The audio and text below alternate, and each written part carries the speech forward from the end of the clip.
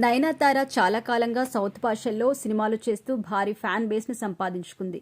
అందుకే అసలు తాను లేడీ సూపర్ స్టార్లా ఎలా అయింది, తన పర్సనల్ లైఫ్లో ఎదుర్కొన్న కష్టాలేంటి, రిలేషన్షిప్స్ వల్ల తాను ఎన్ని కష్టాలు పడింది లాంటివి చెప్తూ ఒక డాక్యుమెంటరీ విడుదల చేసింది. అలాగే నయనతార బియాండ్ ది ఫెయిర్ టేల్ ఇందులో తాను నటించిన నానుం రౌడీదాన్ మూవీ మేకింగ్ సీన్ ఉపయోగించినందుకు ధనుష్పై తనపై కేసు ఫైల్ చేశారు. గత కొంతకాలంగా మద్రాస్ హైకోర్టులో ఈ కేసు నడుస్తోంది. ధనుష్ కేసును రిజెక్ట్ చేయాలంటూ నెట్ఫ్లిక్స్ దాఖలు చేసిన మరో కేసును తాజాగా హైకోర్టు రద్దు చేసింది. నానుం రౌడీదాన్ మేకింగ్ వీడియోను అనుమతి లేకుండా ఉపయోగించినందుకు నయనతారపై నెట్ఫ్లిక్స్ పై కాపీరైట్ కేసు దాఖలు చేశాడు ధనుష్. ఈ కేసుపై నయనతారతో పాటు నెట్ఫ్లిక్స్ కూడా సెపరేట్ గా పోరాటం మొదలుపెట్టింది. ధనుష్ పిటిషన్ రిజెక్ట్ చేయాలంటే నెట్ఫ్లిక్స్ అప్లికేషన్ దాఖలు చేసింది. కానీ నెట్ఫ్లిక్స్ అప్లికేషన్ ను మద్రాస్ హైకోర్టు తాజాగా రిజెక్ట్ చేసింది. తదుపరి విచారణ ఫిబ్రవరి 5కు వాయిదా వేసింది. అసలైతే నెట్ఫ్లిక్స్ ఇండియాకి సంబంధించిన ఆఫీస్ ముంబైలో ఉంది. అంటే అది మద్రాస్ హైకోర్టు పరిధిలోకి రాదు. అందుకే దానిపై కూడా సెపరేట్గా ఒక దరఖాస్తును ఫైల్ చేశారు ధనుష్. ధనుష్ దరఖాస్తుకు వ్యతిరేకంగా నెట్ఫ్లిక్స్ పోరాటం మొదలుపెట్టింది.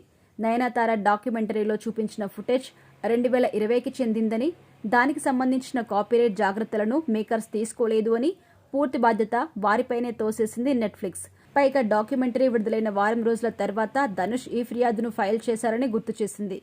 అందుకే అసలు ధనుష్ చేసిన ఫిర్యాదుకు అర్థం లేదు అని, ఈ కేసును కొట్టేయాలని నెట్ఫ్లిక్స్ అప్లికేషన్లో పేర్కొంది. దానికి ధనుష్ తరపున లాయర్ పిఎస్ రామన్ తన తరపున వాదన వినిపించారు. ఒక సినిమా సెట్లో జరిగే ఏ విషయమైనా ఆ సినిమాకు డబ్బులు పెట్టే వారికి చెందుతుందని వాదించారు.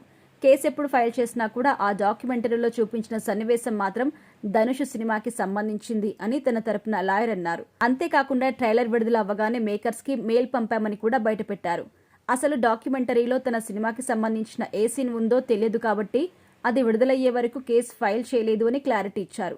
నానుం రౌడీదాన్ సినిమాలో నయనతార గెటప్, కాస్ట్యూమ్ ను ఎక్కడ ఉపయోగించినా అది కాపీరైట్ ఉల్లంఘన పరిధిలోకి వస్తుందని నయన్ స్వయంగా అగ్రిమెంట్ పై సంతకం చేసిందని కూడా తెలిపారు.